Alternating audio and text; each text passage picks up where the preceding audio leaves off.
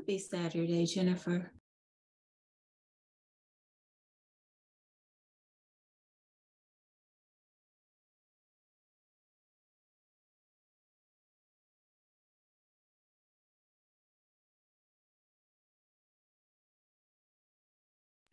Hello, Alba. Hi, how you doing? Good. Usually I'm all groggy and slow on a Saturday morning, but I have too much to do today, so. Yeah. I'm working on my capstone. Oh, nice. That's awesome. Did you bring questions about it for today? I'm working on something right now. I'm working on trying to insert some logos for some businesses and Nice. trying to shrink down the font size of the logo itself. Mm-hmm. But it's giving me issues no matter how I call it differently. Oh, so let me get on screen. Are you using other folks' logos? So it's like a Facebook logo or Mm-hmm. like the Facebook logo. I did press copy image. I put it in Mm-hmm. file. I put the file into the project itself. Mm-hmm. It is within a span because I want them to be all next to each other. But But is it in a span in an image, or is it just in a span? it's in a div Uh-huh. within a column, and it's then the four logos are in a span. Okay, so are each logo In a in separate. their own image tag and then in a span? Yes. Okay, so did you put your width and height directly in there? I haven't done that. I'm just trying to work with a couple of different things. Okay, so at some point, if whatever else you're doing doesn't work for you, try that to see if you can get the width or the height that you need. And you can always just set the other one to auto. So it'll know what to do, but you can just tweak them as you need to. But hopefully that'll help you. And if not, just DM me because I'm pretty good with images and stuff. So I can maybe help. Yeah, that's what I was gonna well, it brought back my column where it's supposed to be, but the images are still way too big. Yeah, I would try to do the width and the height directly. And that's actually considered like a best practice is to put the width and the height directly in the image tag form. Hi, Exona. How are you? Good morning. Hi, guys. I'm good. How are you? Good, thanks. Hey, Nate. I'll shut up now. We were just talking about images, logos, I mean. Oh, no, go for it. What's up? No, it sounds like Alba knows what she's doing. She's over there doing big things with her code, using logos and stuff, and she's got them like in a div and span, and she's just working on the size. That's all. Oh, cool. Yeah. So we got any number of things we could talk about this morning. Before we get into that, does anybody have anything related to their portfolio or capstone to talk about this morning? I did want to know how we can set up like an extra page or Okay. how we can set up something within our domain so that it also not only shows our profile, but it also shows our capstone project. Yeah, so you've got a couple options here. You can do what you described, which is the domain you bought for the portfolio. Mm-hmm. Take that and hang your capstone off of it. Okay, so let me show you what I mean by that. So if my website was cohort4.com and that was my portfolio, we could do something like capstone / and that could be your capstone. Okay. Alternatively, what might be kind of cool, and this is just if you're looking for the extra wow factor, I guess, on your capstone. But alternatively, what might be cool is to just buy a domain for your capstone. Mm-hmm. So either one of those we could talk about. But does anybody have any preference? You can do both. Right now I have a page within my .com. Okay. Then I have this /DS 1080 capstone attached to the other one. So I could go to either or, but I have the .org. It's just we can't really attach another GitHub to that .org. Right. Unfortunately, you can't take two domains and point it to the same GitHub pages.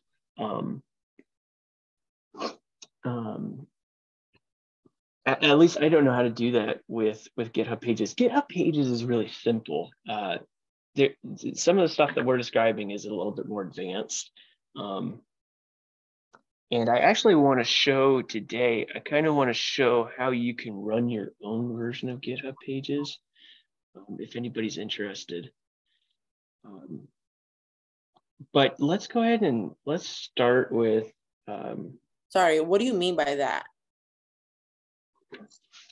So this week we have done a bunch of work to play by GitHub's rules, right? Like we've learned Git. We've learned the rules for how to create a personal portfolio page, you know, making sure that our Git repository is public and that we've named it our username.github.io. Like there's all these rules that you have to follow in order to publish your website on GitHub, right? That's just one way of doing things. There's a myriad of ways to deploy your code to the internet,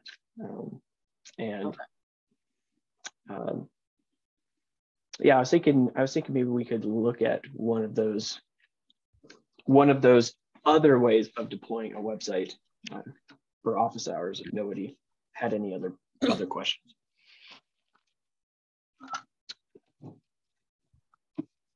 No, I just needed help with, I honestly, like, I haven't started my capstone project at all. I just have the wireframe done. But I kind of wanted to start off I know that I'm gonna obviously start off on the GitHub desktop, create a repository that way, and then continue it. But I just wanted to also include that repository within my website, or I can just literally just remove my project and just put my capstone in that website. Right. You can do that too. Yeah. So let me share my screen and I'll try to show you what you would have to do. So because my capstone is like 11 pages. So it's like 11 different web pages that I have to create. I don't know what I was thinking. You've been very, very busy. Okay.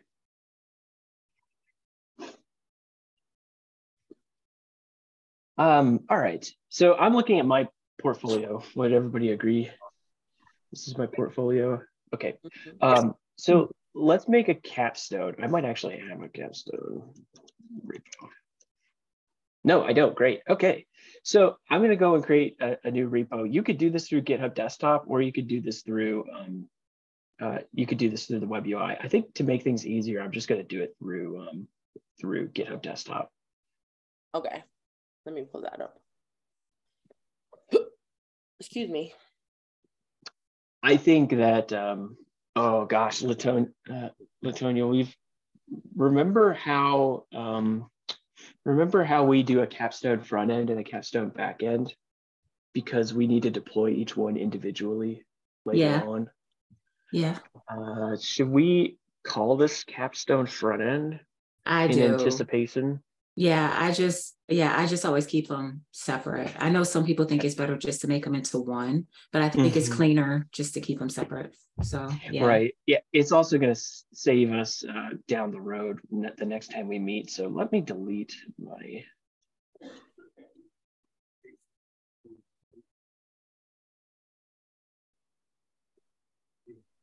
While Nate is doing that, I'm just going to do like a little side commentary. So I'm not the one who's going to be judging you, obviously, but I really want folks to not feel pressured to have like this big grand thing for Tuesday. I think if you show up and you can really say like, look, I'm putting all this time and effort into purposeful planning, then you'll be in a good spot. So I just want to toss that out there. Like it'd be nice to even if you just had like the basic, like Nathan got you there, you have a basic site, you can still just be like, yeah, so now I can run with it, but this is what I plan to do when I do that. I just wanted to say that. And then the other thing is, if you notice when Nate is going into his repos, he's using lowercase and dashes. And I've noticed working with people that they tend to like use sentence case or like underscores. You want to make this as simple as possible. So keep all your stuff lowercase. I actually had this on my capstone. I had a capital letter and it kept breaking my site. So you want to just use your lowercase and dashes. That's all. Thank you for that input. That's very helpful. Yeah, I know Max was saying that he just wants pretty much just us to talk about. We don't really have to show anything.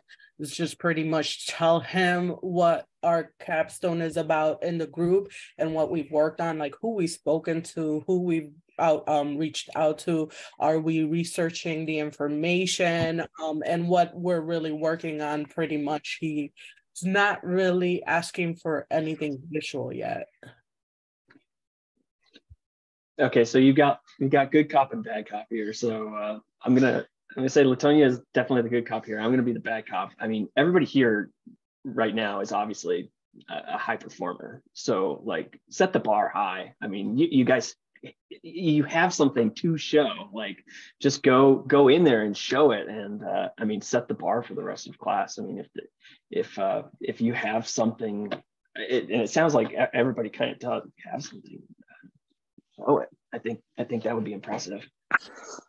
Yeah, we worked together, me and Alba, on the last project. We worked together and we created the YouTube page, like from top to bottom. And it was super challenging. I found it super challenging because I'm just like, okay, I need to, and I kept asking her, I'm like, what do you do with this? What do I do with this? How do I do this? So she was super helpful. So but they were impressed, to say the least. So we're doing pretty good. I was better, but we're doing pretty good.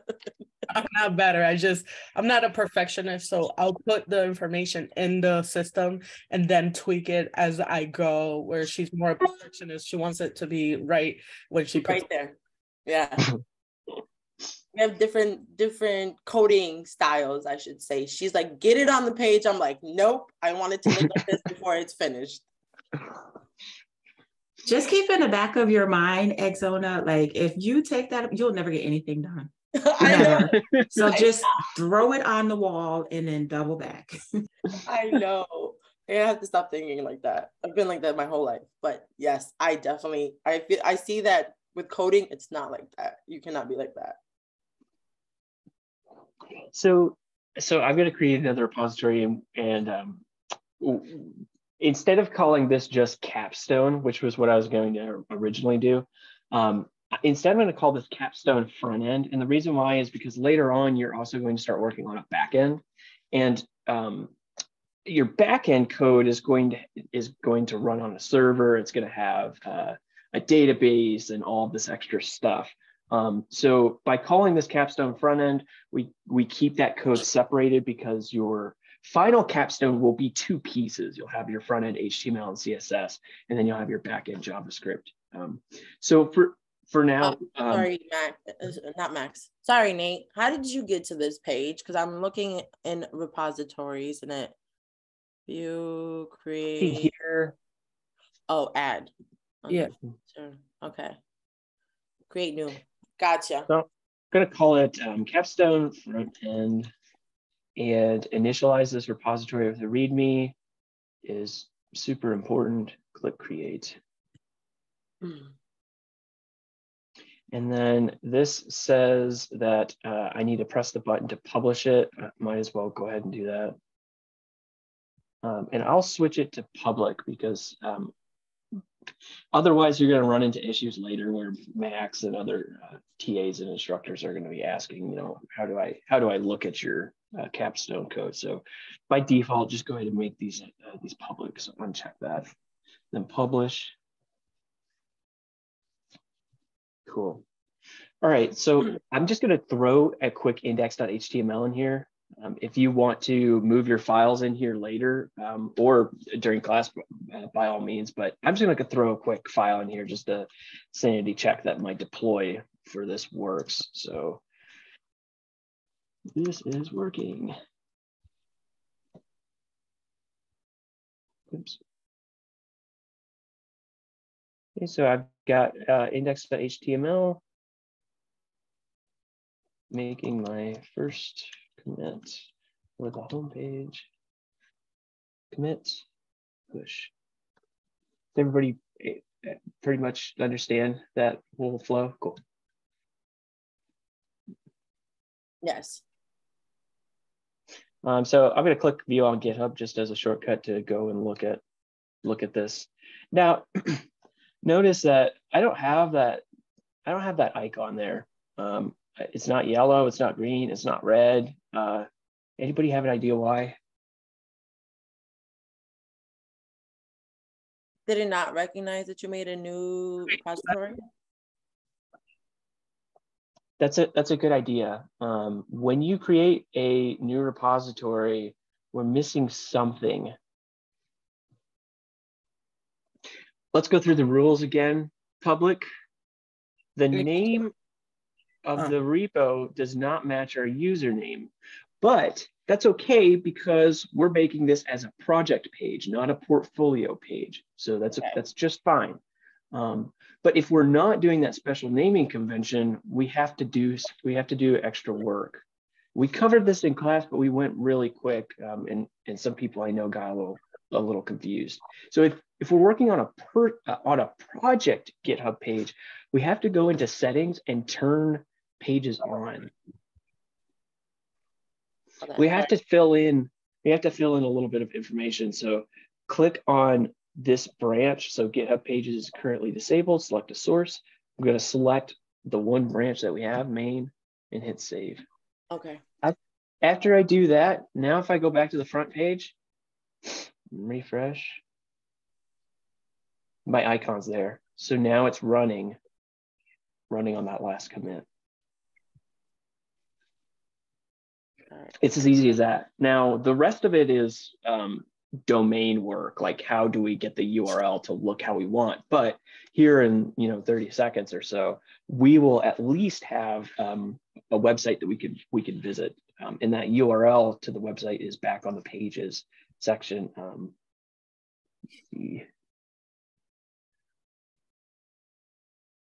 Usually a little URL pops up here. If it doesn't,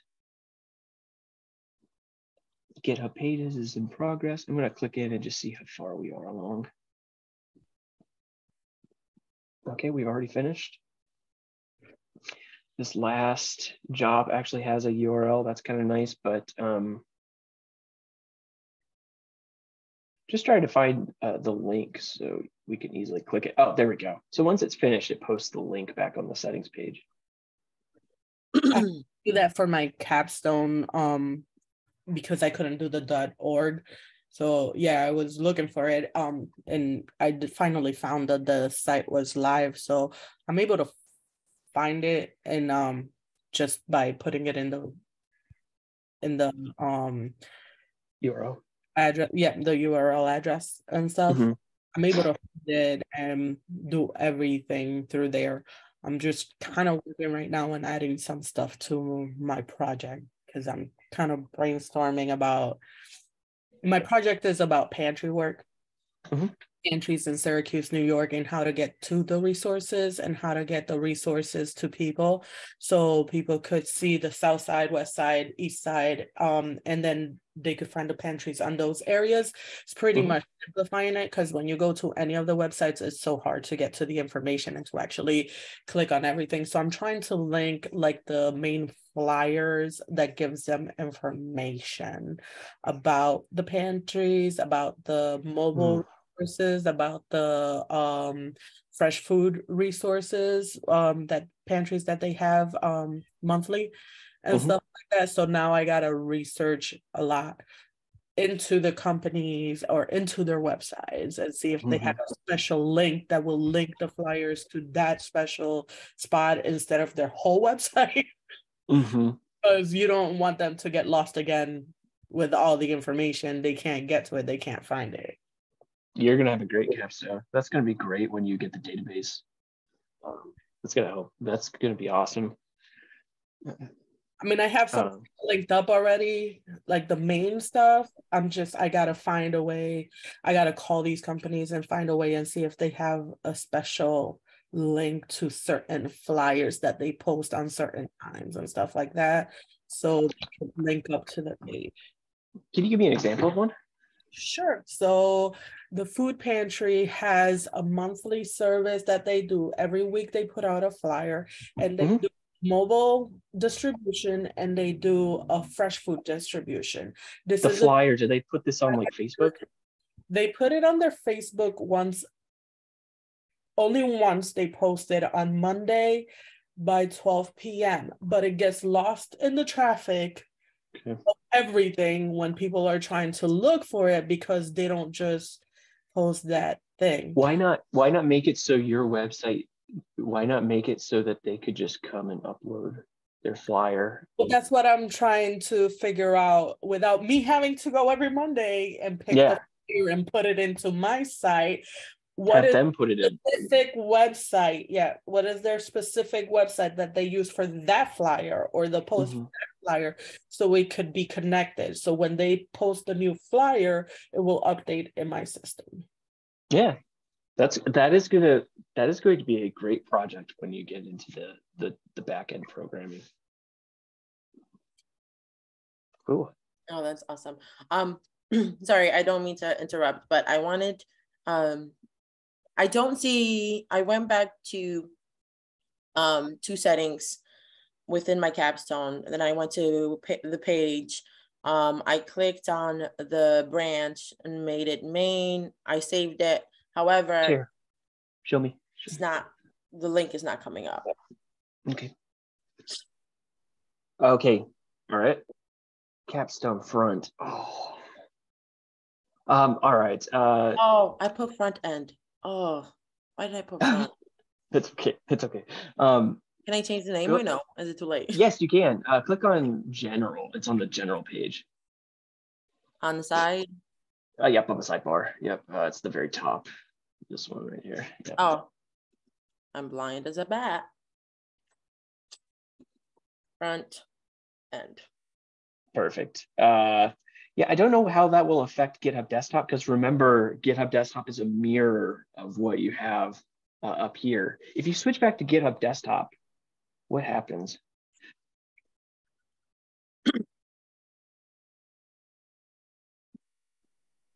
Also, my Mac just told me that it was going to restart in 60 seconds. I tried to cancel it. It might not. I might get kicked out here in a second. Yeah, so up in the top left, see that? It's still called Capstone Front. So just change that too? Yeah, what happens when you right-click it? Oh, there we go. Yeah, there we go, cool. All right, never mind, you're all good. Okay, go back to GitHub, the website. Hold on, Mac. Hold on, Nate. Nice, okay.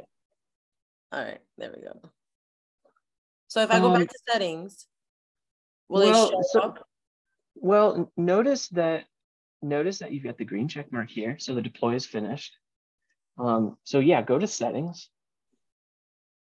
Pages again, yep. Oh, it's there. Yeah, I think it probably was just finishing the deploy is my guess. Okay. If you click on it, does it take you to a thing? Yeah, cool. Yay. Perfect. Thank you. Yeah, you're welcome. And now, so this might seem redundant, but so from my capstone, I can literally go to here and then just finish my code. Yeah, code, commit, push, whenever you want to see it on your website, commit and push it. Okay. Okay, cool. Perfect. Yay. I got started. That's what I could tell Matt. Yeah. Yeah, you could say I started it. I have my portfolio and I have my capstone deployed. Yay. Great. Oh, let me stop sharing. All right. It's so hot. First of all, it's almost 80 degrees today. Like it's 75 today in Syracuse in November. Okay. No, and I'm inside in sweats. I have no idea. My house is colder than outside. Yes. It's gonna be a high of 14 degrees on Tuesday here. No. Oh, I don't love that for you. That's not Yeah. So we got pretty much anything we could talk about. We could talk more about GitHub. There's the pull requests and the like social aspect of GitHub we haven't talked about. There is also more terminal things that I can show you if anybody's interested in learning more about the terminal and how to move around and how to interact with the terminal. And then there's also the deployment stuff that I mentioned earlier, how to effectively run your own server and deploy your own code, be your own GitHub pages. Does any of those three things interest anybody? Oh, and alternatively, I have my big case of microcontrollers here, so I'm willing to talk robotics for anything suggesting that. Hold that up again and shift it so we can see. It was all blurred. You gotta tweak it.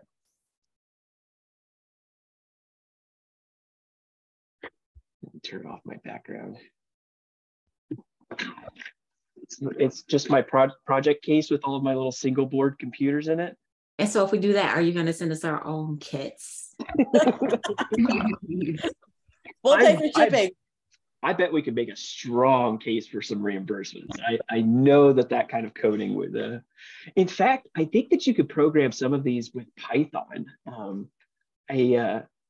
don't know about some of the others though. Some of the others would require programming in C, and I don't think anybody here wants to write any C code. But in terms of usefulness, I know in terms of entertainment value, the single boards would be cool. But in terms of usefulness, I think either the terminal would be very useful. I don't know if talking about pull requests today would make a whole lot of sense, but definitely talking about the terminal and getting more comfortable with the terminal might be a good idea. The how to run your own GitHub pages is less interactive. It's going to be more me just walking through and showing things.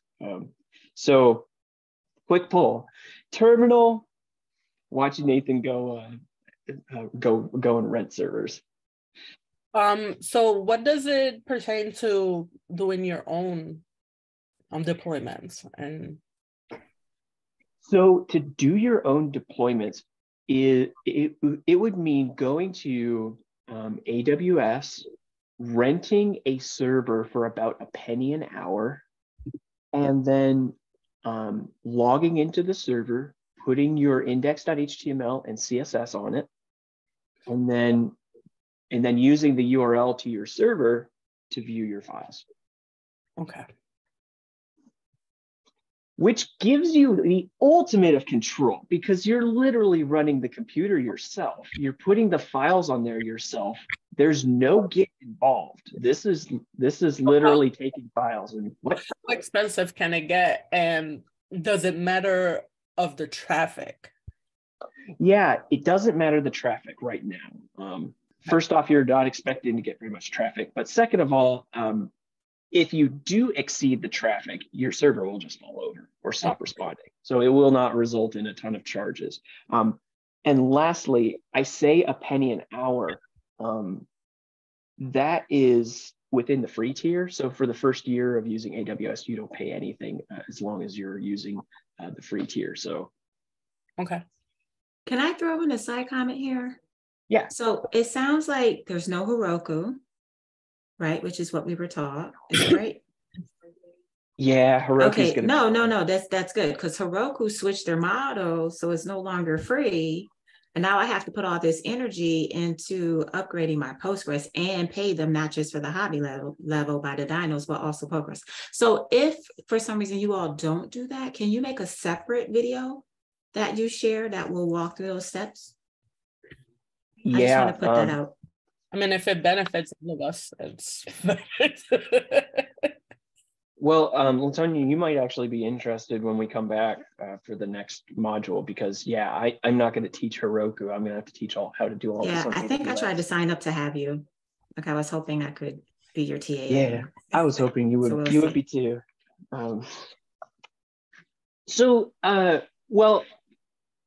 rent the server, to use it, we actually have to use the terminal. So we could kind of kill two birds with one stone. Jennifer, what are you thinking? Is this too early? Oh, no, I've been up for a while, but right now I'm very focused on trying to put an image into my background instead of just a block of color.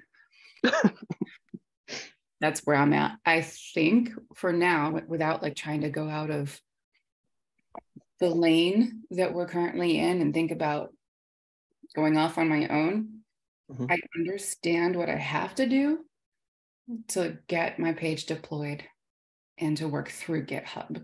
So that's cool. I'm here to listen mostly in case something clicks. Is there anything I could do to help? Do you want to share your screen and hack out some stuff? I would love to. Okay. So I've got an image. I'll have to find you first. There you are. If I have an image, I don't know if I'm supposed to be putting a link into my background / image, or do you have the picture downloaded? Yeah, I just downloaded it. Okay. So you got the picture. Let's start with the easy thing. Let's take the picture and get it in the folder where your code is at. Okay. And I thought that was part of it. I didn't get anywhere with that. So keep this Finder window open. Mm-hmm. And I just kind of pull it over. Yep, pull it over a little bit to the side, and then do this. No, sorry. Just I mean like just leave the window there. So back up. Go back to that. You can press the back arrow to go. Yeah, to go back to where you were. Okay, here's the picture. So leave this window. Open up GitHub Desktop. Mm-hmm. So leave this open. Open up GitHub Desktop. Oh, open up Git. I'm sorry. That's okay. Can I just suggest renaming that photo, unless you want to use it for like credits? Like I actually would copy and paste who did it and where separately, so you can add the credit in later, but just rename it because it'll be a cleaner, like if it's just Sky or whatever, just to make it easier. Okay, let me make a note of that because it would look a lot nicer in the code. Mm-hmm. Definitely agree there. What would I do to credit it later again? Just add a comment into the file that just says, image courtesy of whoever. Oh, okay. And you can also do a title tag. It's literally just title equal quotes and whoever it is. Mm-hmm. So that's when you hover on an image and it tells you a little information. That's what the title is. Title equals quotes. Quotes and then in the quotes, image by whoever.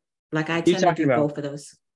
You're talking about the property of an image tag, right? Yes, the property. Yep, in inside of the HTML file or whatever. Jennifer, were you planning on using this for your background of your website? Yes. Okay, so we might not have an image tag. We might have to like throw it in the footer or something. Yeah, I'm sorry, because you can use the background URL, image proper, right? Okay, so yeah, if you take that route, maybe not, but still, she has those too. She can just do a comment or a footer. Yep. Okay.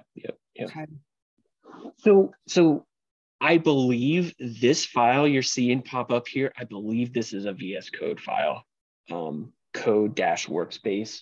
You can ignore this. This is just getting created because you're using the VS Code text editor. But all right, so go up to the top here and click on repository. This is where those 3 buttons are hidden if you aren't staring at that front screen with the 3 buttons showing up. Yep, click show in Finder. So we want a Finder where, right, we want a Finder window where our code is. So this is that Finder window where your GitHub code is. And then the one behind you, yep, is where, so take this, so bring it over there. Yep. Okay. And then like Latonia was saying, go ahead and just click on that and rename.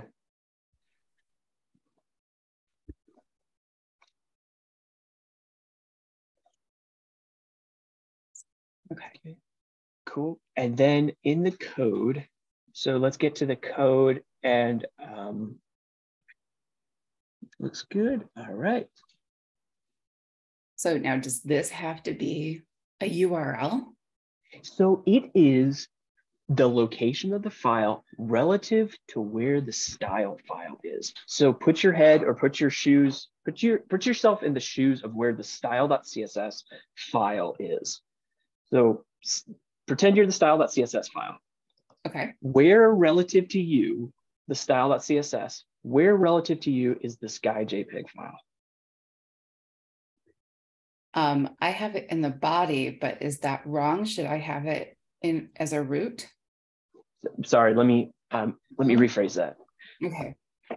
Think about the Finder window over to the right, this guy right here, if you click on that. This sorry, this Finder, the code one, yeah. Okay. Okay, so in this Finder window, there is a style.css right here. Do you see that? Let me just clean this up a little bit and get rid of a couple of things.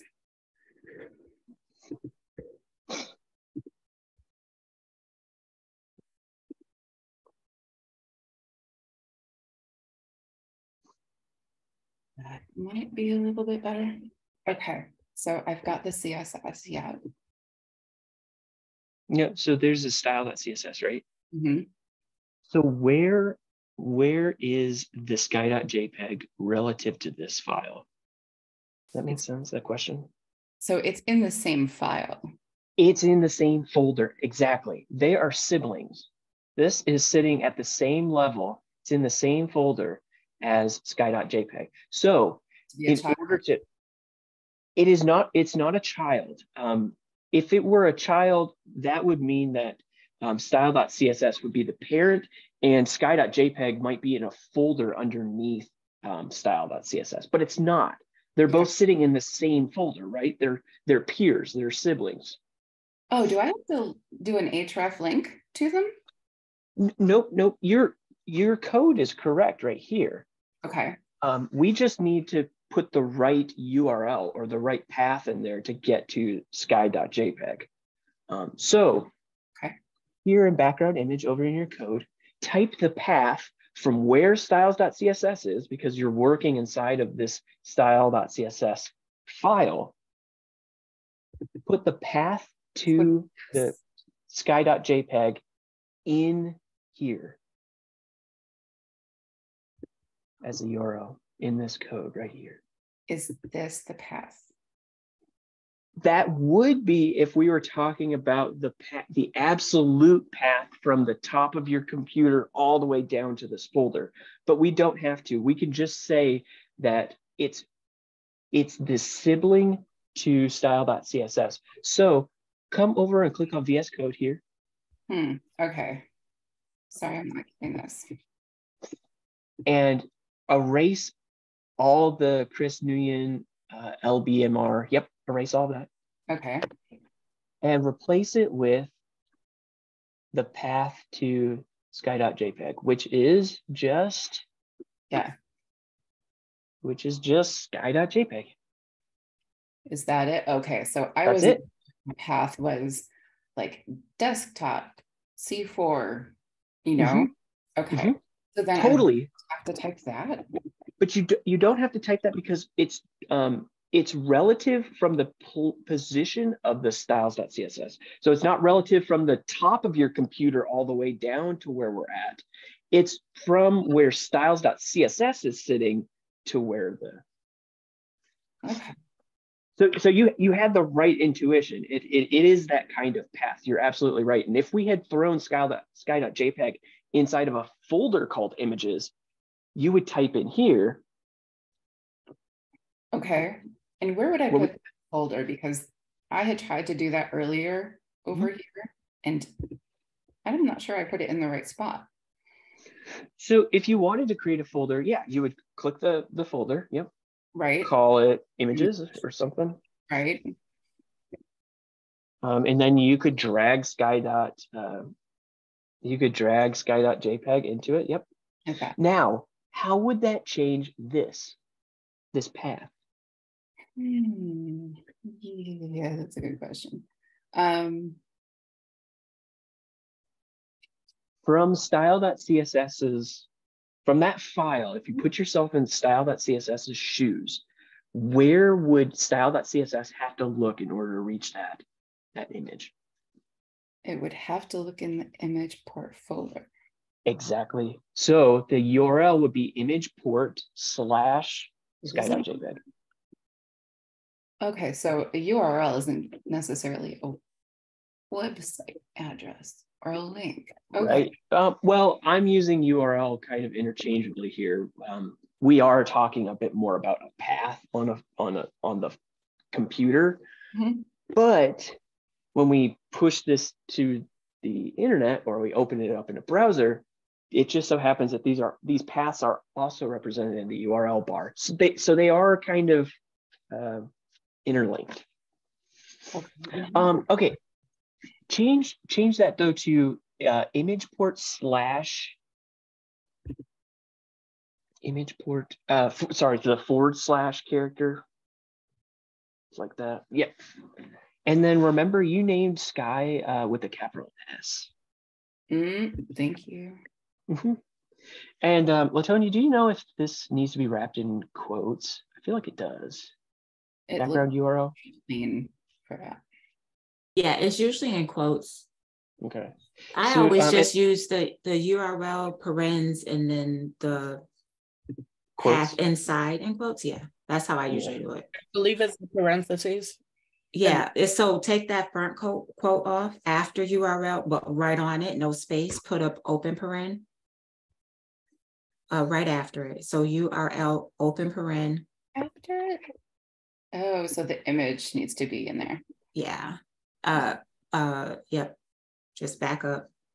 Yep. But now you want your URL on it. Like you want it to know the URL is attached to. So they need to be what's in this. Exactly. Yeah. And then add your other. Oh, go ahead. Sorry. Nice. Well, what does URL mean in CSS? That I would love to know. You need parentheses after the URL. You mean quotes? I think you need to put the actual path in quotes inside of the parens. Yeah. Okay. And if you hover, sometimes it'll give you an example.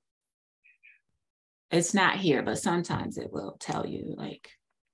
Okay, so maybe if I needed to keep this a little simpler, it would be easier to have kept it outside of a folder.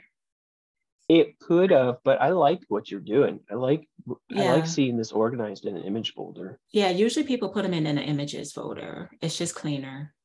Yeah, it's easier to because if you had a ton of images, your top level of your folder would be kind of messy. It would be hard to see. Okay, let's see. Did we get it right? Can we save? It looks like for anybody else, why is the code red on line 4? Oh, where? Line 4. Her curly brace. She needs to close out her. Is it sass? If it's not sass, then she needs a closing brace after her body. So go to your semicolon on 2, hit enter, and then put your closing curly brace. There it is. Okay. Nice. That should be it. All right, let's see. Let's see what this looks like. Is this going to? Can you right-click index.html in Finder and open it in a browser? Right-click that and open with. This one? Mm-hmm. Right-click. Live?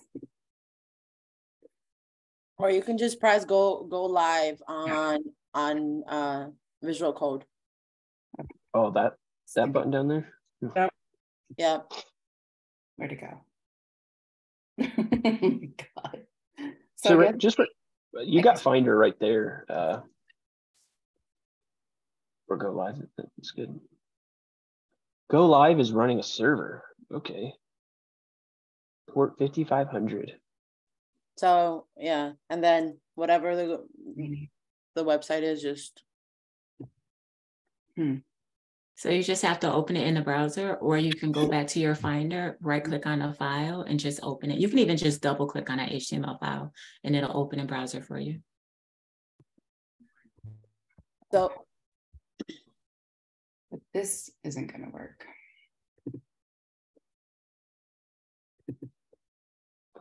Where are my changes? Right here. Okay, so they're in here.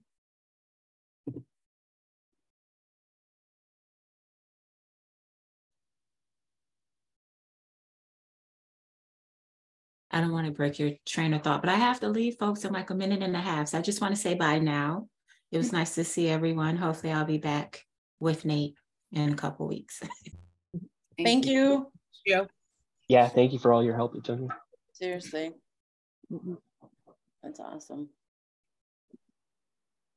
I lose things. Man, do I ever lose things? Jennifer, Click click this Finder window right here. Okay.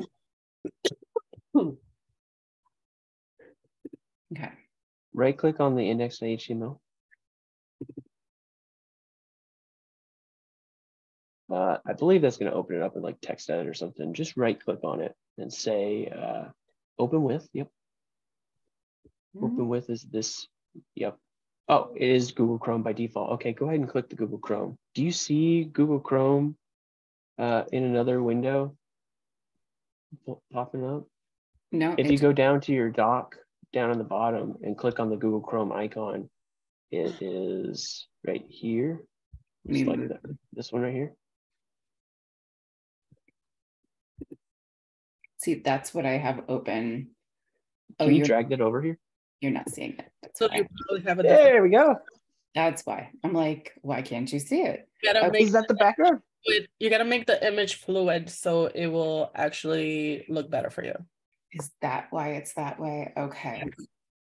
Oh, because but is that the image?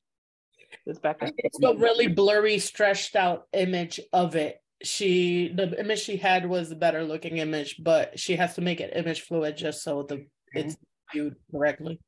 All right. Cool. Thank you so much, guys. I got to take myself off camera for a minute. I've got people needing. Or what you can do, remember when we did the, what was it? The Netflix account? Under the Netflix page that we made, you can also do, instead of like image fluid, you can also do background size and then just do cover. What is image fluid? It just makes the image more like built within the parameters of what you want. That's my understanding, unless I'm completely wrong. It makes it so it fits in a specific area. Yeah. Oh, okay. So you set a max width 100 and you're letting the browser dictate what the size is of the image. Right. So it can open. Okay. URL. So we were looking and she was doing background-URL and the question was, what is the URL in the parentheses actually doing? And the answer is that URL is a CSS function and it's used when you're trying to include a specific file. I didn't know. And here are examples of how you could use URL. Okay. All right.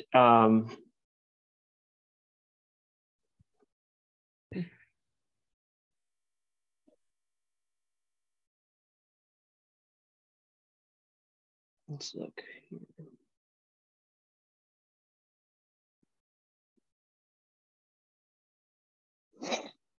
All right, so let me take the last little bit of time that we have to talk about something that I was hoping to cover in class for funsies, but didn't end up getting the time to. GitHub Pages is really just one way of doing deploys. There's a number of ways, and when I see all of you in March, late February, we will be going over another way of deploying that is somewhat similar to this. So it's a little bit more advanced and a little bit more complicated, but it gives you more control over your stuff, because we're kind of seeing that there's limitations to GitHub Pages. There's limitations in terms of what code you can run. Like, for example, we couldn't set up a database on GitHub Pages. We couldn't run Node.js. We couldn't run Python. We can't run kind of sophisticated programming languages that you'll get into next week. So GitHub Pages is great, and it's going to give you some stuff for a little bit, but eventually we need something more. So what I want to quickly demo is how to go about setting up your own deploys. And it's really these 4 specific steps. You need to go and rent a server, log into the server, install a program called Nginx. And Nginx is just a program that sits on a computer. It looks for files, and anybody that comes to the server and asks for them, it hands the files to them. So it's really just this program that's responsible for serving up whatever the HTML and CSS you have is. And then after that is installed on the server, all you need to do after that point is just upload your code. So the server kind of acts like Google Drive. You take your code, you put it on the server, and whatever you put up there is what gets served. There's no fancy Git. There's no commit and push. It's far simpler than that. You can still use Git for it, but okay. So all of that to say that the first step to doing this is to rent a server. And if you don't feel comfortable doing this right now, I understand. We will end up doing this step the next time that I see everyone. So if you just want to watch, that's totally fine. You do need to sign up for an AWS account. And what I mean by that is go to AWS, Amazon. AWS is just like the Microsoft Azure, right? It's the Amazon Web Services. Okay. And to sign up for an account, you would go here. There is a sign into the console. Let's see. AWS, create account. I think actually, if you have an Amazon account, I think that if you have an Amazon account, I think you could actually use that. But there is a link here somewhere for signing up for an AWS account. I think it's because I've already got an account that I keep. Console, yeah. Are you seeing something about creating an account?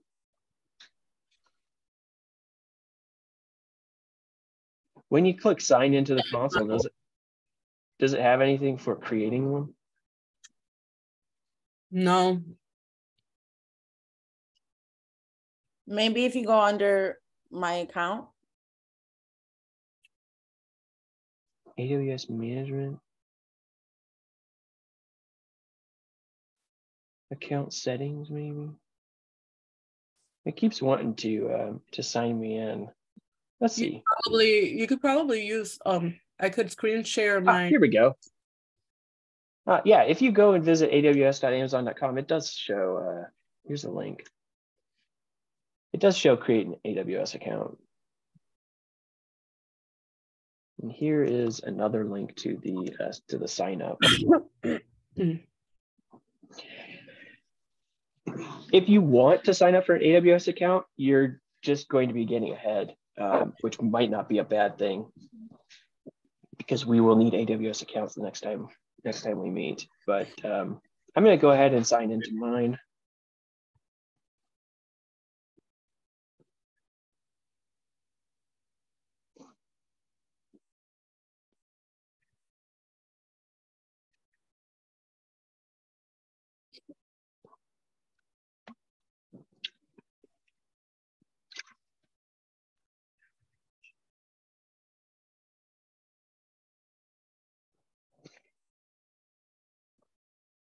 And then once I'm inside of my account, there's a product called EC2, and you can get to that through the search bar. But I'm going to click on that, and EC2 is this is the place where you go to buy and rent servers. So if I wanted to rent a server, it's called an instance in AWS land. An EC2 instance is a virtual server in the cloud. So there's this launch instance button. I'm going to click. There's a spot for me to give this thing a name. So I'm going to call this my deploy server. And then down here, we have any number of operating systems that we can install. We can ask for a Mac computer if we want. We can ask for Ubuntu, Windows. There's a whole bunch of stuff that we can, a whole bunch of different operating systems we can ask them to put on the server. I'm going to go with Debian, just because that's the one I'm most familiar with. But when you start using AWS, you'll notice that there's this free tier eligible that pops up. Make sure that whatever you're picking is free tier eligible, because again, that will, even though it's like a penny an hour, which adds up to like $7 a month, even though it's a penny an hour, anything that's free tier eligible, you don't have to pay for in the first year. And there's that same description here. In your first year, you get 750 hours of these free tier things by default. All right, so I've picked an operating system. I'm going to leave the architecture set to 64-bit x86. And then down here is the instance type. If you remember in class, I showed that big table where it had the breakdown of each of the instance types and how much money you spent per hour. You can go and look through this again. There's some crazy stuff in here, like computers that have 16 cores, 32 gigs, all the way up to what we looked at in class. But one of the safest instance types that is free tier eligible is this T2 micro. So I will just usually pick something like a T2 micro to try and test things out on. Okay, so T2 micro is what I'm going to pick. And then there's what's called a key pair. And a key pair is how, all right, catch you later, Jennifer. A key pair is what you use to log into the server. So it's different than like a username and password. A key pair is an actual file that you get in order to log in to your server. So this section right here where it says create new key pair, I'm going to click that and I'm going to enter in a key pair name. This can be whatever you want to call it. I'm going to call it server keys. And you'll notice I just had a file downloaded on my computer called serverkeys.pem. That's like a password. That file kind of represents a password. So I need to keep that file safe and secure. Scrolling down, all of this is on the slides because there's a lot of little knobs to tune here and there. But the important one is here. Allow HTTP traffic. So I'm going to turn this on because I want to allow people to hit my server and make HTTP requests. And I also want to allow SSH traffic. I'm going to switch this from anywhere to my IP. I'm going to limit SSH traffic to just my IP. So those are the only two knobs we need to tweak. And these are settings for the firewall. So this is limiting who can reach my server. So this is pretty specific and relates to the security of your server. So you want to have these two things set. And then down below, you can specify a size for the hard drive. 8 gigs is good. 8 gigs is usually good for most works that you're deploying that doesn't have too much traffic, correct? Yeah, this is like you know how your Mac right now, I think the M2 MacBook Airs, they came with like 256 gigs SSDs. So we definitely don't need 256 gigs. Like that's quite a bit of computer disk space. 8 gigs is plenty for some HTML and CSS. All right, and then I'm going to click. Go ahead. Sorry. Now, if you're using different languages like Python, or if you're using C++, React, is 8 gigs enough? If it's not, you can always come back in here and increase it. Okay. It's not set in stone. It's not like your laptop. You know, you have it your laptop just yeah. This is fluid. You can actually change the amount of space, but 8 gigs is going to be plenty for what we're doing. Okay, cool. So I'm going to press launch instance, and this is one of the coolest things about AWS. One of the coolest things about working in the cloud is right now that server is getting built. Everything that we just customized in that list, everything in there is getting built. So it says successfully initiated a launch. I'm going to click on this link, and we'll see that here is a link to the deploy server that I'm building. It's still in pending state, so the server is in the process of getting built right now. I'm going to refresh. It's running. So we literally just ordered a server and it's already running, which I think is absolutely incredible. You know, in the olden days, and especially even now, that's so cool that you can click a couple buttons and specify all those things and it's just there. Technology. Yeah, it's wild. All right, so that's the first, and then on the slides, I've got all this highlighted for you to check out. Once you have all that done, you should have something that you can now go and visit. So I'm going to go back to this page. I'm going to click on this row, and it's going to pop up a bunch of details about it below. This is the important thing right here, the public IPv4 address. So I can actually go and visit this in my browser. And I'll paste this here in Zoom. Right now, it's not doing anything. Notice there's nothing popping up on my browser when I go and visit it. There's nothing happening, but that's because I don't have that Nginx program running. I don't have anything sitting there serving up index.html. I don't have style.css. I don't have any of that on the server just yet. So that's the next step. We have a real computer running here. Now we need to go and put software on it. Think of this kind of as like a Mac in the cloud. Like we have a full computer running in AWS's data centers. That's crazy.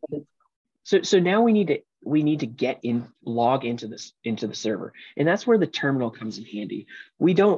Obviously, we don't have a keyboard and mouse for that server that we just spun up. So we need to use something to get into it. And the way that we're going to get into that server is through our terminal. So I just opened up my terminal, and there's some commands that I have on this sheet here. There's 2 commands that you need to use in order to get into the server. The first thing you need to do is you need to run a command on that file that we downloaded. So the command is chmod 400, and what it's doing is it's setting permissions on that key that we downloaded. You only need to do this once. Let me open up my terminal and do that. So the command is chmod 400, and then we pass it the path to where on our computer that key is. So when I downloaded that key, I downloaded it in Firefox. It ended up in my downloads folder. That's what this path represents. I'm chmod 400. I'm setting permissions on that file. So I'm gonna hit enter. Now, the program that we can use to log in to another server is called SSH, and it's really cool. So let me show you what this looks like. So it's SSH. You pass it the name of the key to log in, because we're not going to use a password here. Copy that. You pass it the name of the key, that file that we downloaded, and then you give it the name of the account to log in under.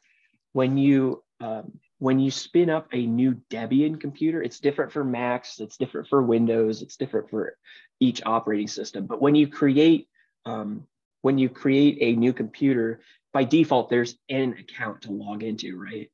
Like when you set up your Mac, you set it up with a user account to log into when you got your computer, right? So Debian is the same way. Debian is an operating system similar to Mac OS. And when you stand up a new Debian, it comes with an account called admin. So we're going to log in using the admin account. So we're logging in using that key we downloaded, and then we're going to use the admin account at what the IP address is. And that IP address is back on this page. So that thing that we put in the URL bar.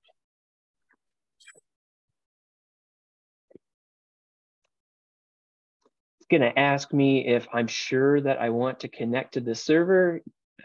Yes or no. I'll type in yes. There we go. I'm logged in.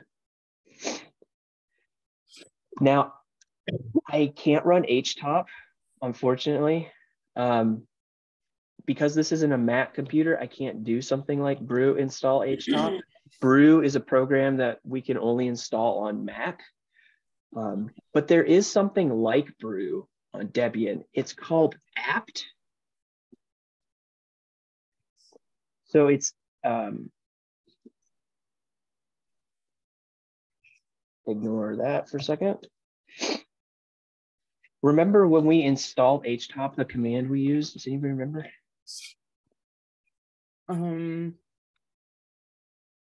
3 words. 3 words. Oh. It was blah install. Sudo install. Was it? No. Was it HTOP? It was HTOP. It was the command we used was brew install HTOP. And that allowed us to install the HTOP program on our computer. We could do the same thing with our server that we just bought, except brew is only for Mac. So brew is not something I can install on my Debian server. But there is a program called apt, and it behaves almost exactly the same way. So I say apt install HTOP. It's upset because I don't have permissions to install HTOP. So I'm going to prefix this with sudo.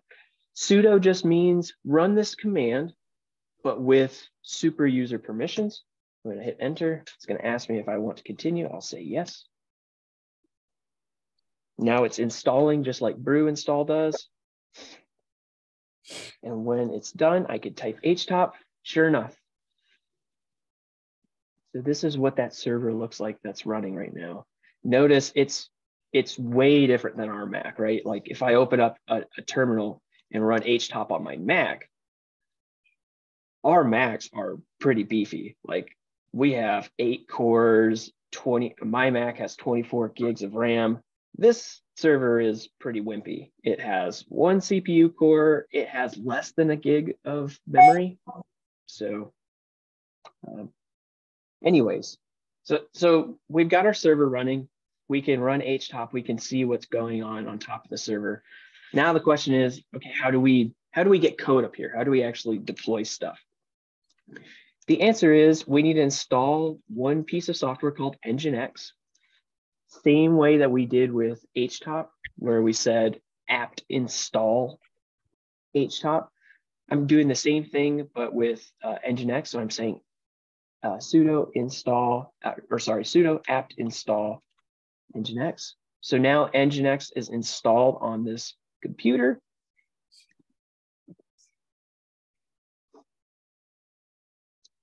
So both of these instructions that I've run, sudo apt update, apt install, and nginx, all of these things I have run are on the slides for your reference.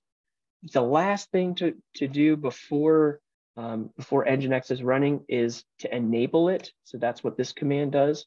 There's a lot of different commands that you learn when you're working with Linux computers. Systemctl systemctl is like going into Finder and double clicking on something.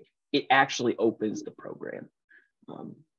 But because we don't have a GUI, because we don't have a Finder window for this computer, we have to do all this through the terminal.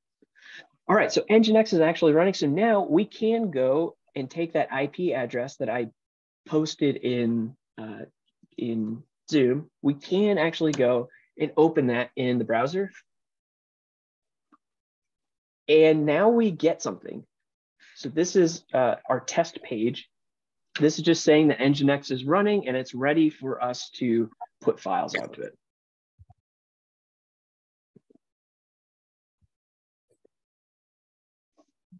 Still with me? So do we have to put the code through the nginx, or how do we upload it itself? Yeah, good question. So this is where things get a little weird. We're not using Git. So we're not going to commit and push. We are going to copy files, and we have to do all that through the terminal as well. So there's one more command that I'm going to show you how to use. The command is called scp, and it lets you copy things from your computer to a remote server. And all of this is detailed in the slides, but I will walk through. This command looks really scary, but I'm going to break it down into what each part of it is doing. So let's open up our terminal. I'm going to open up my Mac. So I'm not logged into the server. I'm just on my Mac. So I'm going to go to where my portfolio code is, which is in Documents, GitHub, and ls in here. Does this look familiar to all of you? This is Max's code that I was stealing. I think I have an index.html in here. No, I don't. Okay. I'm going to create an index.html. And I'm going to open it up in VS Code and quickly add something to it. Hello world from nginx. Valid HTML? Yeah.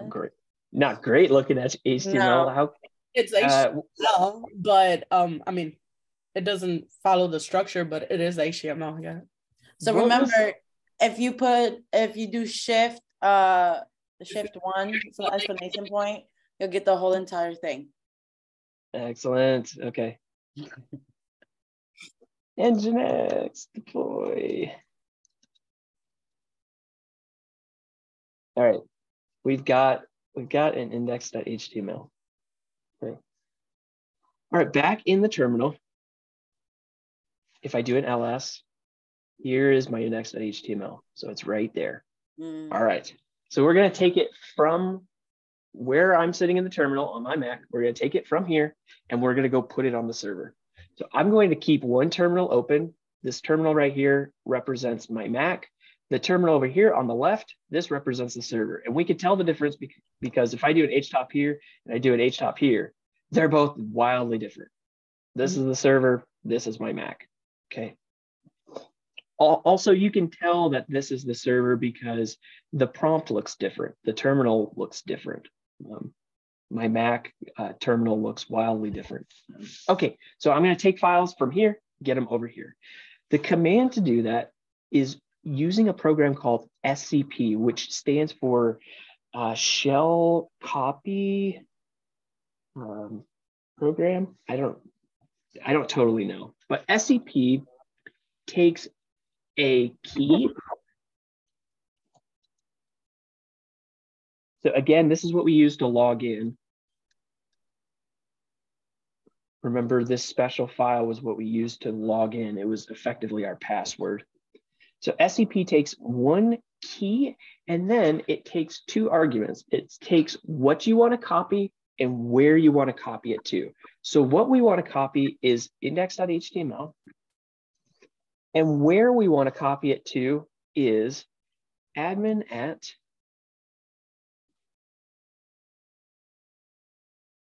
this IP address. Oops. Admin at this IP address, :tilde. What this represents is that is where I want to send the file. I want to send it to the server that I was logged into, to the tilde location. The tilde in Linux means home folder. Like if we cd to tilde, that's going to put us in our home folder. Same thing on the server. If I do a cd tilde and do a pwd, I'm in my home folder. So this command takes the index.html and it puts it in tilde, which is the home folder on the server. So now over here, if I do an ls, there's my index.html. So I copied a file from this computer over to here. Now that it's on this computer, I can go to this and refresh, and it hasn't changed. I would expect that index.html to show up here, right? Well, Nginx creates a special folder that you have to put the index.html into. Similar to when we do our deploys for our GitHub pages, we need to have our index.html in our GitHub repos. Same thing with Nginx. Nginx has a special folder on the where it serves files from. And that special folder is var www html. And if I do an ls in here, you'll notice that there is an index.html already in here. That's actually the HTML for this test page that we're seeing. All right, so I'm going to move that file, that index.html, from the home folder to this special location. And to do that, I'm going to say sudo copy home index.html and put it right where I'm at using the dot. Refresh. Hello world from Nginx. I know that that was a lot, and I did a bunch of terminal stuff. I did a lot of terminal stuff. It's all in the slides, and the next time that I see you, we will have picked up a lot more things. So more of that will make sense. But I just wanted to show really quickly how you could do that. And also how cool it is to be able to just spin up a server and have another computer to play with, because right now I have that server turned on. I can install all kinds of software. I can write all kinds of code. I can experiment to my heart's content with this server that I'm renting. But more importantly, I have a place where I can experiment with deploys. So if I wanted to put styles.css in here and I wanted to build a website and serve it using Nginx, I totally could. The next kind of steps would be to set up Namecheap so that it points to this IP address so that I could go and visit the nice URL and get it routed to this server. Yeah, that's it in a nutshell. I could see now, because when I had my mock-up and I had my prototype, I had my in the Google to view it.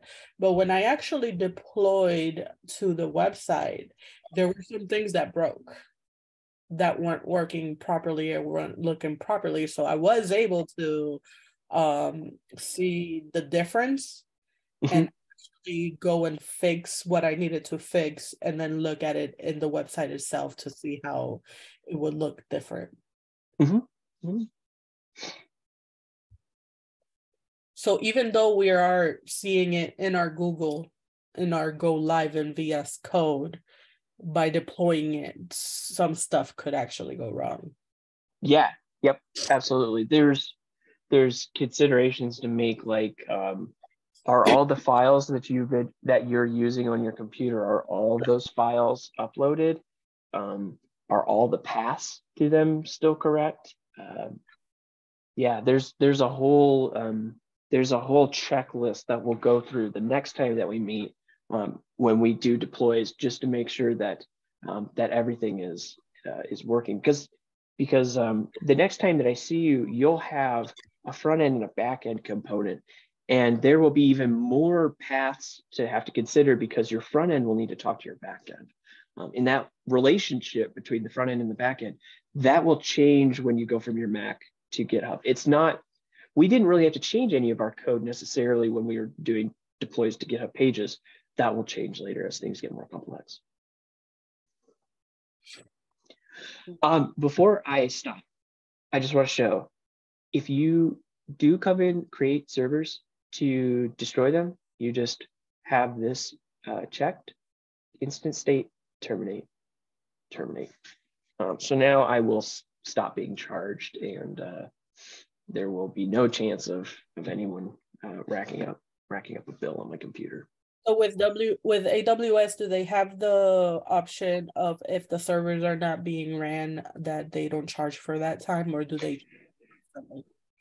There is a number of options, and yes, what you're describing is one of them. There's also what's called, we used what's called on demand, and on demand is a little bit more expensive because you're guaranteed to get a server. You notice, like, it took less than 15 seconds for that thing to stand up. There's something else, I'm blanking on the name, but it effectively is kind of like the bargain bin, where if there's like spare capacity, they will give it to you at an even cheaper price. You just have to be willing to wait a little bit longer. Okay. So there is a ton of stuff, and there's even more. If you commit to like kind of like subscriptions, if you commit to a certain length that you're going to rent, they'll give you a discount for that. All sorts of crazy pricing shenanigans they'll do to get your money. So this would be more of a later on, once we have all of the code that we actually need, that we need to go on the server. Because right now we have some HTML and stuff like that, but we don't really have JavaScript, and we don't have right anything that we need to actually completely deploy a site. When I see you next, what we just did, what we just did will be the norm, and it will be part of our tool belt. Yeah, when I see you next, you will need a place to run JavaScript. It will no longer be, okay, let's send the JavaScript, the HTML, and the CSS. It will no longer be, let's send that to the user to run in their browser. You will need to be running some of that code on a machine somewhere that the customer doesn't manage, that is not running in someone's browser. And the reason for that is, like, for example, if you were doing a capstone around like banking, for example, you couldn't trust somebody to just crunch their own numbers in their browser and say, yeah, I got $1 million, just trust me. No, there will need to be a server that you as the developer control, running very important code in isolation that other people's browsers can talk to, but only through very specific channels that you've developed, API routes. Option, like, so they can't change your information. They can't go in and mess something up. Exactly. When you get into stuff later on, there will be a database component that you can use to kind of track what users are allowed to do and what they're allowed to provide and upload. All really exciting stuff. It's why I love getting to teach early like this and then come back later, because it's like I see all of you at this one point and then I see you again, and it's just it's a crazy transformation. Hopefully by then we'll be up to par with all of this stuff. Oh, you guys are doing great. Anything else I can talk about? Or yes, so I kind of do want like some recommendations. So what are some that I'm planning my capstone in my head, and I'm trying to, I have ADHD. Okay. So my mind is like at all times, it's like here and here, and my ideas are just like that. Sure. So I kind of wanted some like website recommendations in which we will find like free images that we can utilize so that when we do deploy our website, we're not gonna get hit with like a copyright. You won't. Even if I take someone else's photo? It's too small time right now. There's no way. There's no way you're gonna get hit with that. Okay. What if I just don't want think about that. something that, Don't. Yeah. I just want to cover my bases. Don't worry about it. I would not worry about it. Unsplash is stuff that you could use at all times, anything that they have on Unsplash. But there's also a couple of websites that they actually give you.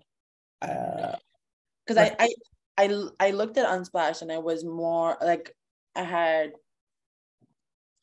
what are those things? The stamp on it that's like really, really faint and word red in the middle. So that's why I wanted watermark. like mine didn't show up with that. Yeah. Or it said to purchase or to sign up for like a month subscription. Splash.com and you take all the ones that they have there without signing up. None of those have the logo. Yeah. That's interesting because mine literally showed up and I'm like, okay, never mind. I'm not using this site. More of their pictures and it's on my capstone and I have no watermark, no nothing. Okay. So go to unsplash.com and as soon as you're on that page, just on the find bar, just find anything and you could click download the picture. You download the picture to your computer and then you do your project. Okay, interesting. Because some of them, okay, cool. I got it now. Have another program that's more advanced that has more pictures and stuff like that. They might want to try to subscribe you to that. But all the ones that I've used so far are the free ones just from the site. As soon as you put on splash.com, you scroll the pictures and find whatever picture you want. You just download and put it into your. I'm going to pin it. And I'm not a lawyer, but until you go commercial, it's not. I don't really consider those things like until you have people that are coming onto your website and paying for something, or you start getting a lot of traffic. I really don't worry about attributions or licensing until then, just because. I mean, what's the worst? Again, not a lawyer, but what's the worst that could happen? Somebody says, "Hey, take that off." Okay, take it off. Yeah. But until you get the traffic, until you get the paying customer, like it feels to me like that's kind of low on the list of priorities. I don't think they could get 0 out of 0 for not making any money out of it. No, that's true. I just wanted to cover my bases because the idea that I have for my capstone is this. So when you graduate from college with a bachelor's degree, and let's say you want to go and further your schooling. So my capstone idea is taking the standardized test that you took, the score for that test with your GPA, as well as other filters or criteria that you want to meet, putting that into the system, right? And then what it does is it generates a list of colleges within your field, within your program, that you would more than likely get accepted into based on those. So it's more of like, here's a list. Like, don't waste your time, don't waste your money. We found it for you. These are really great schools. And obviously, with the filters, you can change it to whatever city you want. You can change it to, not city, whatever state, city, either rural, anything really, pretty much like anything that you want. You can base it off of ethnic groups. You can base it off of geographical locations. You can base it off of the programs that they offer. So that's how would you know though whether or not someone's GPA was good enough for a certain college? How would you have that mapping? Because there's posted. It's posted. Most colleges post the GPA, what they accept within the GPA level. Oh, is that standardized? Is that easy to get? Oh, yeah. You got a cool idea then. So yeah, so mine is just like literally taking all the information from different websites. Dude, better yet, make an API for it. Make something that other developers can build off of. Maybe don't try to just create the end all be all. Maybe just make like a really cool website that is offering an API for other developers to do that. Because if there's not an API already, and when I say API, this will make more sense later on as you get to Ryan Goss, and I think Max talks a little bit more about it. But there's this special format that you can make for offering up that really cool data that might be kind of tricky to get out of each college. But if you could take all of that, turn it into this really nice standardized format, kind of like a CSV almost. Okay. But if you could turn it into this nice format that other developers can use, you could charge them for that data to just because you package it in this nice format and you make it easy for other developers. Right. Okay. Pretty much packing all the information together for programmers to be able to use in their project. Okay. Right. Exactly. Get in the business of making stuff for developers. Then you don't have to worry about building all that extra functionality. That would be a cool project. No, but I would stick with what you're going. I just keep that idea in the back of your head. I will. I wrote it down. Okay.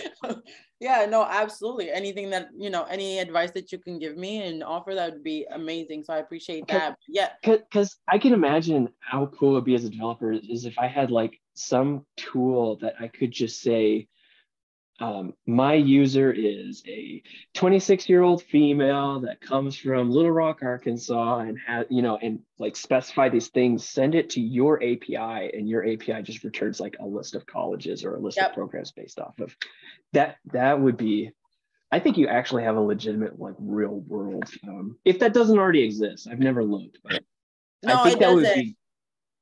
I looked, it really from what I've seen, it doesn't offer that specifically. Okay. Like it just offers, there's one that just offers some ideas on how to apply to it, and not necessarily a list of schools based off of those criteria. Okay. Because mine is more centralized around your standardized test for college, like your MCAT, LSAT, GRE, and what's the other one? GMAT. So it just like based off of those test scores and based off of your GPA, that's literally that's what I was planning on doing. Okay.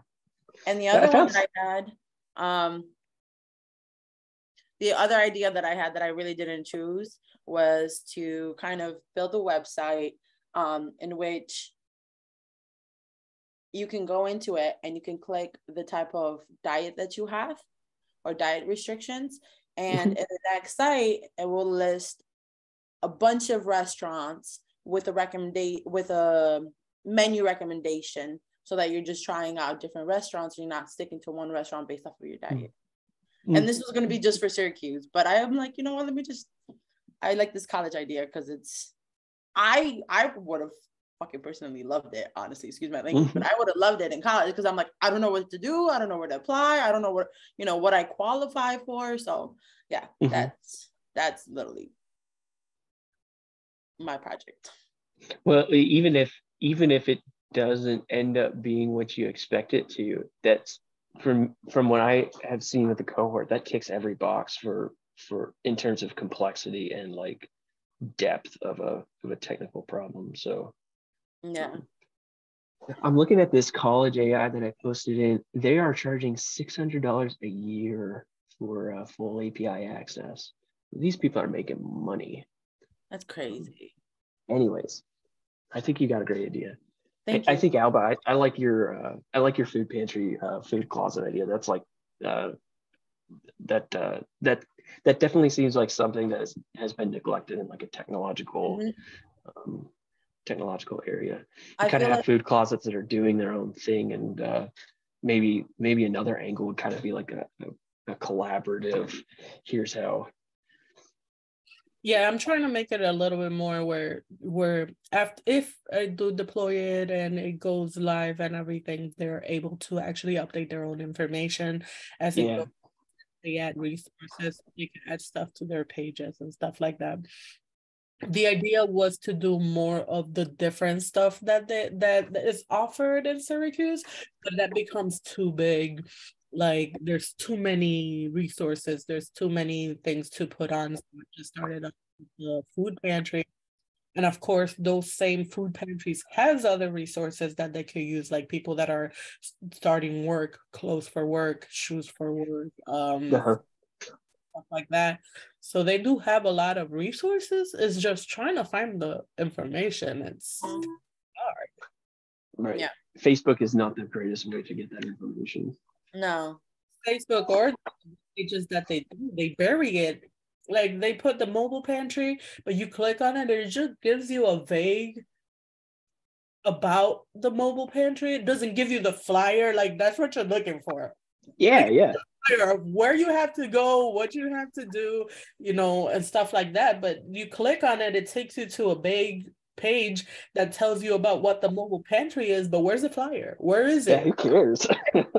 What's going on? Like you can't find it. So I'm just trying to unpack and have it go straight to the flyer where people could actually get the resources. Right. Yeah. No, that's an awesome idea, honestly. And not for anything, maybe this might not be true for both, but from what I've seen, there hasn't been a lot of like humanitarian effort, I should call it, because that is a humanitarian project, leaning toward the humanitarian side. There's not a lot of like ideas or websites or projects that are geared towards that type of, you know. A lot of stuff that has to do with non-for-profit only gets stuck to the non-for-profit organizations and nobody else will pick it up because there's actually no money to be made by it. You're only doing it to get the information out. It's not like you're going to be making money by doing it unless you get a grant from the city to keep you to keep on putting the information and stuff. But sometimes those non-for-profit organizations don't get together with non-for-profit organizations because they could lose their funding because they're giving information to the other, you know, organization and stuff like that. So they try to stick to not work with one another because they could lose their funding, they could lose their grants. That other person could steal their grant, that other person could steal their grant. So they're just fighting against each other. And they don't really collab or get together to do the information. Right. For the greater good. Well, the greater good for them is their money, the money that they're making. I know. And you would not believe how much money non-for-profits get. Being someone who works in the city, you have absolutely no idea how much money goes towards non-for-profits. There's a lot of humongous. That's the point, that there's so many services and there's so many non-for-profit grants being given to the city of Syracuse because it's considered one of the poorest cities, getting all of this funding, but not everybody knows about the programs. There you go. There's no centralized area in which these people can find them. The resources get thrown away because once the stuff expires or the food starts going bad or whatever, they have to away. Nobody's going to benefit from that instead of putting the information out the right way and being more open about it. Yeah. And the one thing about Syracuse, the city of Syracuse, is they, like I said, they genuinely do not have like a centralized area or a centralized website they can put out to the public and be like, hey, whatever services you need, just literally just for that, for any services that you need, this is the website to go, and they can base it off of, you know, like categories like that. But they don't do that. And I work for the city and I know that. So he just gave me a link to the food pantry finder. And I went into the food pantry finder. That's where I was getting the links from for different pantries and stuff. You click on an area, but it only gives you their food bank. It's a lot of different pantries that are not part of the food bank that are in that area and that are actually given more resources than the food bank pantry because they're emergency ones. You don't need to have the ID. You don't need to have the proof of address for every person in the household and stuff like that, which is sometimes information that you don't have access to. There are emergency pantries that you could just go put your name in and that's it. And then you go in and you get the resources that you need and you go. And they're all in different times. They're all on different days. They're all on different areas and stuff like that. So it's like, if let's say I don't need the pantry for a while and all of a sudden there's an emergency, that I lost my job, I don't have anything, I don't have any money saved up or anything, and I need to have resources, then you start looking and you get confused. You don't know where to go. Right. Yeah. No, that's how I 100% agree, because and that should be available. Like, that information in itself should be available in Syracuse. Since I believe that the city should have access to all that information. Yes. City should have a page where they're like, these are all what I'm saying in Syracuse, New York, and these are the requirements that you need. The city should be able to have that. Yeah, and they don't. And they need to have like a centralized area. Like, they need to have a centralized website just dedicated to all the services that you can find in the city, especially being the fact that Syracuse is one of the poorest cities in all of America. So. No, you got a good capstone. You got a good project.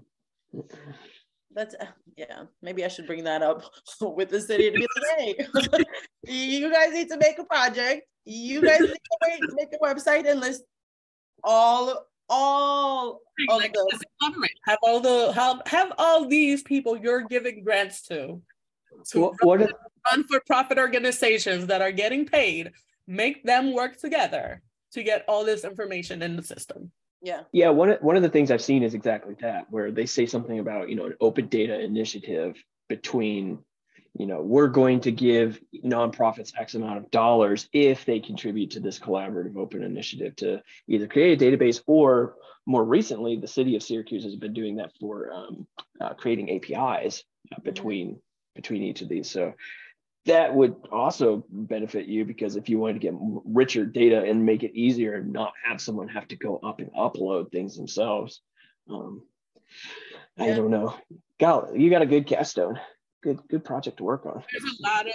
There's going to be a lot of follow-up involved and working with people if I can't get the information through the website. Like, even a person that knows how to work through a website and look through a website to get information, and it's hard for me to find this information, I would think people will get frustrated, even if they're in need or they need the assistance and everything. They'll get frustrated because they're already in so much stress that they need this assistance and they can't find the information. The worst time to try to dig. Getting the right information. Yeah. And and the city also really does need to, and I'm just thinking out loud here, but like, they really do need to have like a website where they can, if people within the city or within the perimeters of the city want to donate or want to contribute to anything. I know that there's literally every single school in the city does like a Christmas giveaway, like a gift giveaway to really poor kids within that school. When I worked at Salem High, literally right here in Eastwood, every single Christmas they find 100 of the most 100 kids that need Christmas gifts the most. They go and buy the entire family, and I'm talking mom, dad, I'm talking the kids, everyone, Christmas gifts. So if there's people, and people don't know that, like, people don't know that, hey, if you want to do something and you actually want to give gifts to people in need and kids within the city, you can literally go to the school and be like, hey, I can donate this much. Or, hey, here's a couple, you know what I mean? Like, here's a couple of toys for this kids. Here's a couple of, clothing products for the parents, whatever. They don't know that because this is not made public. Like, this information is not known to the public, and people. And so when they donate to like big organizations that are outside of Syracuse, but they can also put their money into Syracuse. They can also, help the people within Syracuse. So that's another thing. There's so many resources that are not available. And then, there's so much information that they're not aware of, one, or they don't post so that people can get help as well. Mm-hmm.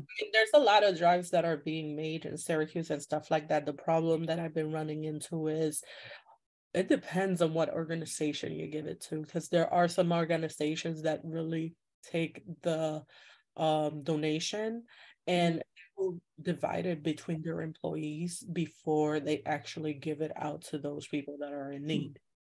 So it's an ethical problem. Having the reputable company, having the right information, having the right place to actually donate resources to, and what are the resources being made. Many of these things are not open as they should of right. where open knowledge. Yeah. So by now, open knowledge about where the resources are going, or even lying about it, they're pretty much not using it for the right or the right people, or the people that need the resources. Yep, I know that. Well, I think that both of y'all's capstones are great. I need to go ahead and jump and start working on some stuff. But I've enjoyed our conversation, and thanks for coming to office hours and working on this stuff with me. I will see both of you in several months. So best of luck and enjoy JavaScript programming. You're gonna have a blast. All right. Thank you. We appreciate your help. Yep, totally. See y'all.